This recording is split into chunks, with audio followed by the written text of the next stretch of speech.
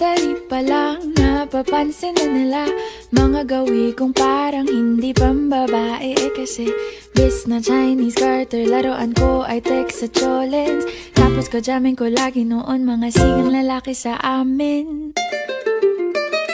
Nung ako'y mag-high school ay napabarkada sa mga bay. Curious na babae na ang hanap din ay babae. Sa halip na makeup kit, bit-bit ko ay gitara.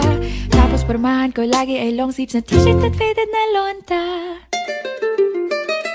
Pero nung makilala kita, nagbagong bigla ang aking timpla. Natutuwa ko na magpariban at mag-ahit ng kilay at least once a month. Hindi ko alam kung anong meron ka na sa akin ay nagpalambot ng bigla. Sinong mag-aakalang lalaki pala ang bibiyag sa tulad kong tigreng gala. Kahit ako'y titibok-tibok, puso ko ay titibok-tibok pa rin sa'yo.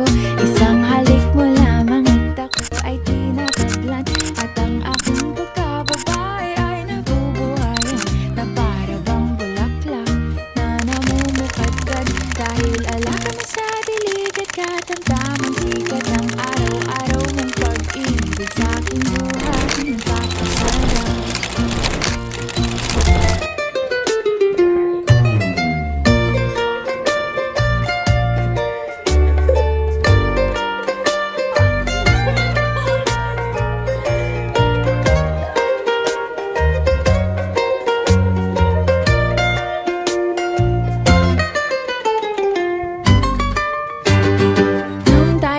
College ay saka ko lamang binigay ang matamis na oong 10 buwan mong trinabaho.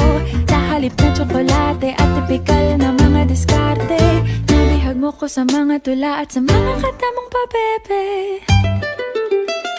Kaya nga noong makilala kita, alam ko na agad na mayroong himala. Natutuwa kong magtakong at napadalas ang pagsuot ng bestidang pula. Pero di mo naman inasam na ako ay magbagong tuluyan para patunayang walang matigas na tinapay sa mainit na kape ng iyong pagmamahal.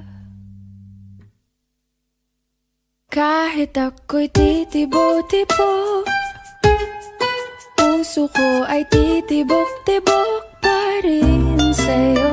Isang halik mo